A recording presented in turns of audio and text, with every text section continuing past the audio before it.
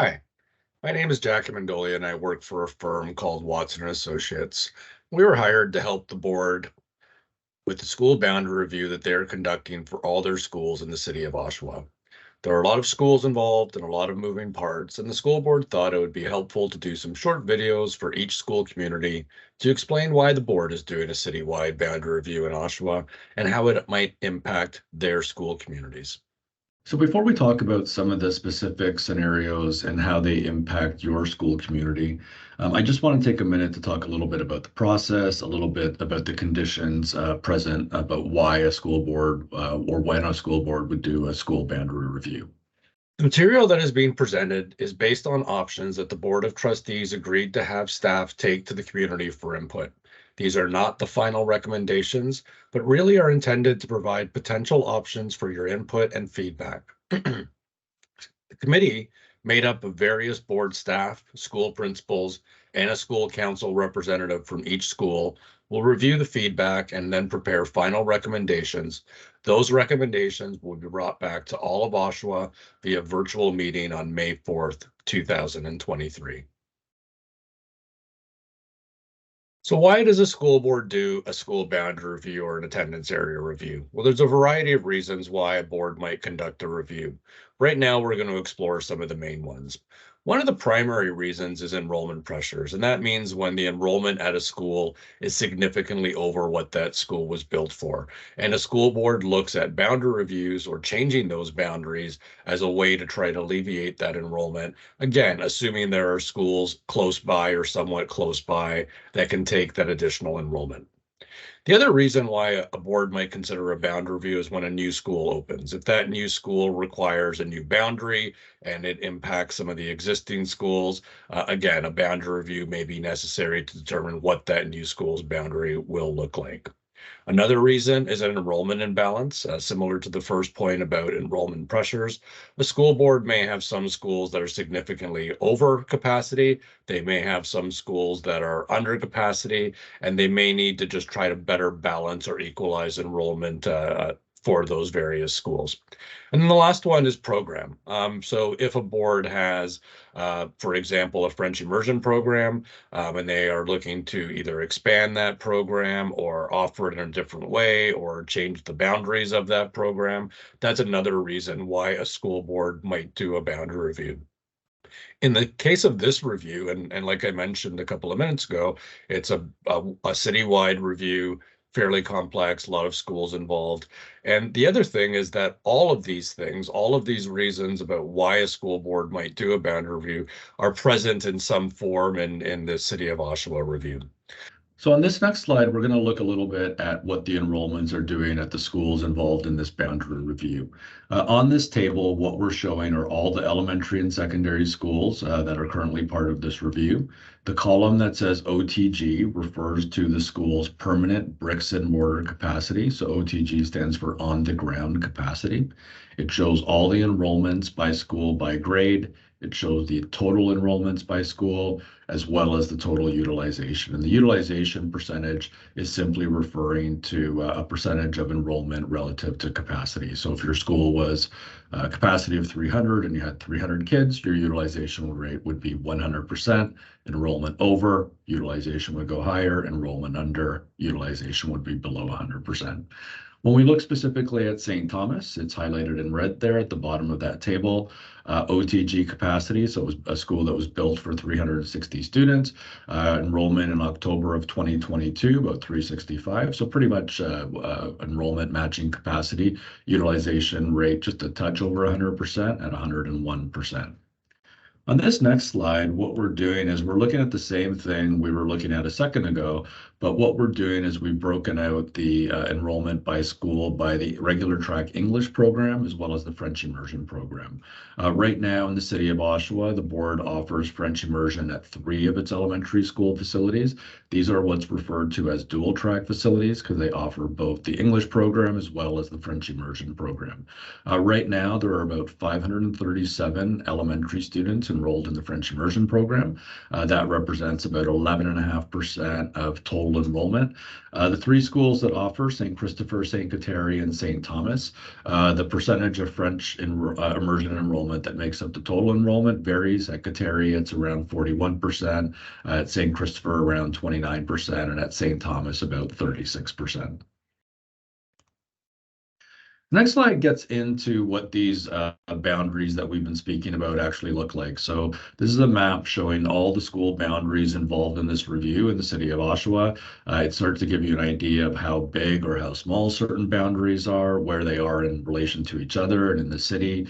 It shows you where the school is located within that boundary. So it starts to provide some spatial information related to some of the facts and data that we've presented so far. This next slide really builds off of that school boundary slide in that map and shows you the same thing, the school boundaries. What we've done is we've just created a heat map that takes into account the utilization rates of space that we were speaking about a couple of minutes ago. Anywhere on these maps where you see sort of orange and red colors, that means those are schools that are over capacity, highly utilized. Anywhere you see more of this green type color in the middle, schools are pretty much at capacity, and where you see these cooler colors are where schools have some surplus space. And what else we've shown here is what it looks like sort of in the existing situation, current enrollments, 2021 in this case, and then what we think it's going to look like with regard to projections. And really one thing that you notice is that North Oshawa area that's been responsible for a lot of growth is going to continue to grow and create further pressures at some of those schools. With regard to St. Thomas Aquinas, it's in sort of that at capacity range as we just looked at a minute ago. The scenarios considered for part of this review really fall into a few main categories. The first one is school boundary changes. So we're talking about a traditional school boundary change where we look at moving the line to either make the boundary larger or smaller.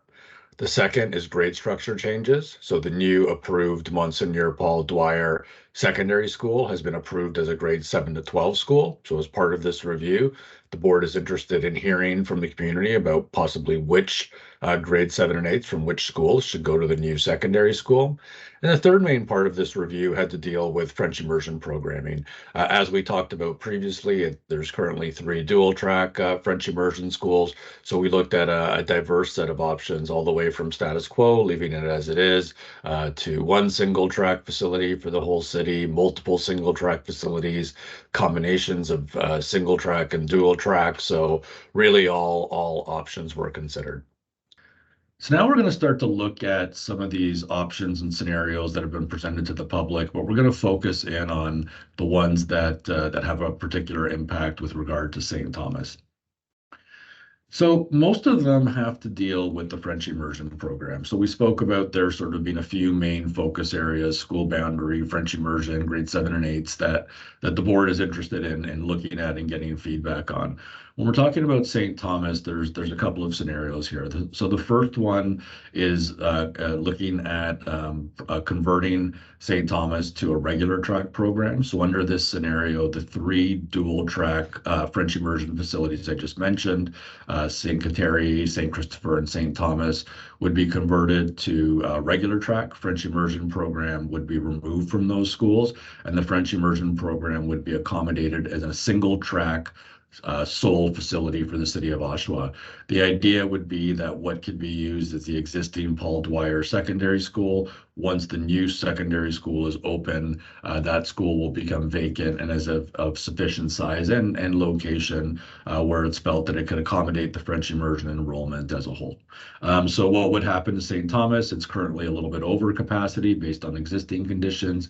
If the French immersion program was removed, utilization would actually drop to about 65% and kind of hover in that 65-70% range for the duration of the forecast. So a little bit of surplus space would be created at that school by removing the program.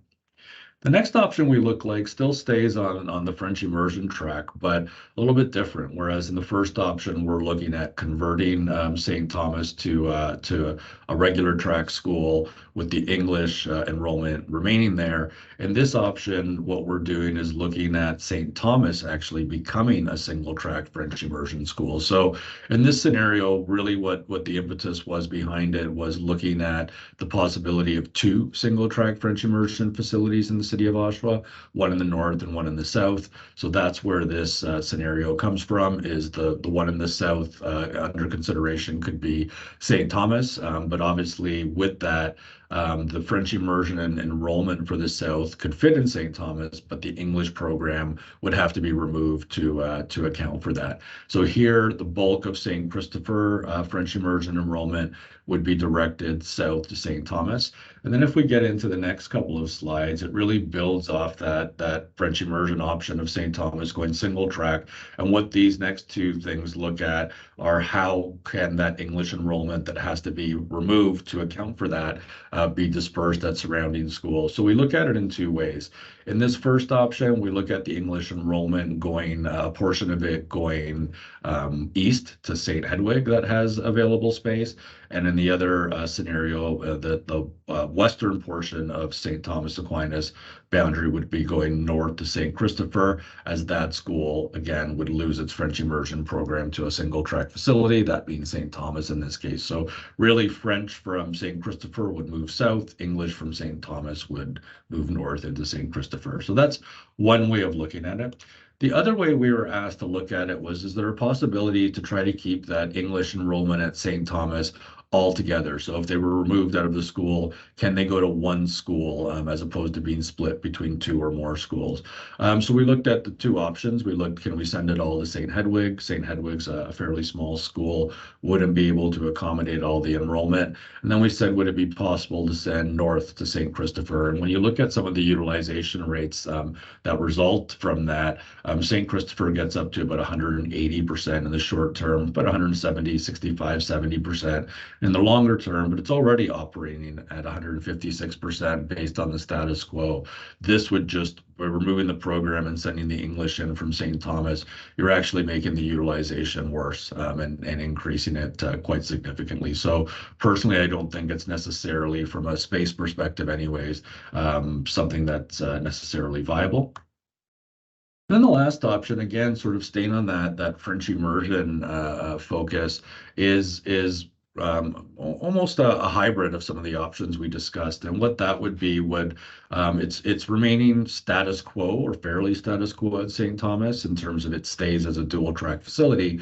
But the change would be that under this scenario, the board is considering one single track facility in the north, one dual track French immersion facility in the south. That would be St. Thomas. St. Christopher would still, under this circumstance or consideration, lose its French immersion program to St. Thomas and whatever that North French immersion facility ends up being. And to accommodate that, St. Thomas would have to lose not all of its English enrollment, but a portion. So in this one, the portion of St. Thomas's western boundary would move west or move east to St. Hedwig. And what does that do from a utilization perspective? St. Christopher, ends up being sort of 120% down to about 110%. St. Hedwig pretty much at capacity or a little bit below capacity compared to having surplus space today. And St. Thomas, about 120% utilization in the short term, coming down to about 110, 115 in the longer term.